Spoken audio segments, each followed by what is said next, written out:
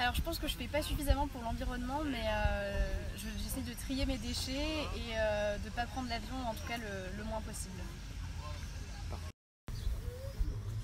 Alors le premier geste, c'est le tri des bouteilles, verre, plastique et faire du compost.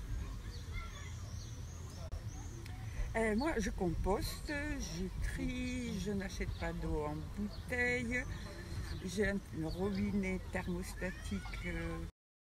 Pour l'environnement, je fais du tri, je circule en transport en commun et j'essaye parfois d'acheter bio. Alors j'en fais jamais assez, mais j'en fais beaucoup quand même pour l'environnement. Mon premier geste au quotidien, c'est que j'habite une petite maison. J'ai choisi de ne pas avoir beaucoup de pièces, j'ai 4 pièces et ça me suffit. Suffisamment, je ne pense pas le faire parce que si on voit l'état de notre planète, non, le constat est clair, il faut faire toujours plus d'efforts et il y a des efforts à imaginer pour demain. C'est ce que je fais au quotidien, je trie, je me déplace beaucoup à pied, en transport en commun, j'ai pas de voiture.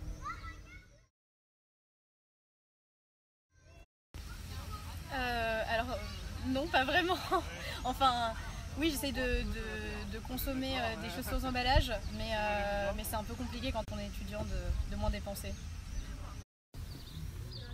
Dans une certaine mesure, oui, notamment pour l'alimentation, pour aussi la maison, c'est-à-dire faire des économies sur l'eau, faire des économies sur l'électricité, en achetant des ampoules basse consommation, en réduisant la consommation de chauffage, en choisissant mieux le mode de chauffage.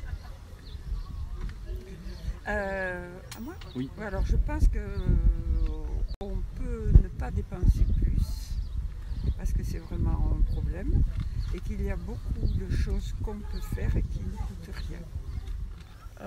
Oui, je suis prête à dépenser un peu plus, mais après c'est vrai qu'on fait aussi avec le budget qu'on a et c'est pas toujours, je peux pas toujours le faire autant que je pourrais. Alors oui, je suis prêt à dépenser plus pour consommer mieux. Mais en fait, peut-être quand je dépense plus pour consommer mieux, en fait, je dépense moins. Puisque j'achète quelque chose de meilleure qualité et j'en ai plus dans mon assiette si c'est à manger. Alors déjà je le fais, c'est-à-dire que je paye beaucoup plus cher parce que je mange bio et c'est très cher. Après, pour mieux consommer, en fait, je pense qu'on a besoin d'apprendre à être très créatif et à échanger sur des pratiques tout à fait alternatives. On a déjà expérimenté plein de choses.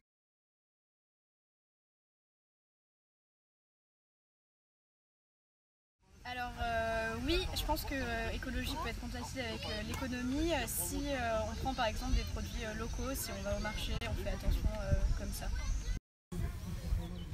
Ça devrait pouvoir être compatible avec l'économie, mais je pense qu'il y aura énormément de chemin à accomplir avant d'y arriver. Avec l'économie, c'est absolument indispensable. Il faut que l'économie s'adapte à l'écologie, ainsi que la politique. Sinon, ça restera, ça ne dépassera pas l'anecdotique. Il y a des solutions de fond à prendre. Elles sont politiques et ensuite économiques. Je pense que c'est assez compliqué. Je pense que malheureusement l'écologie, c'est souvent, ça passe par consommer local et des choses qui se font en petite quantité. Et je pense que malheureusement tout ce qui se produit de manière à grande échelle, malheureusement c'est pas très compatible avec l'écologie. Oui, c'est possible à condition qu'on oriente l'économie vers des choses écologiques, des matériaux renouvelables, des maisons en bois, des installations de panneaux solaires sur nos maisons, des nouveaux chauffe-eau électriques, plein de choses comme ça. Et là, ça pourra aller ensemble. Alors non seulement je pense que c'est compatible, mais en fait il faut faire un effort pour que ce soit totalement compatible. Et ça nécessite de réfléchir, d'expérimenter, d'échanger aussi. Là aussi, il y a des choses qui ont été créées. Il faut aller beaucoup plus loin que ce qu'on a fait et peut-être avoir une autre conception.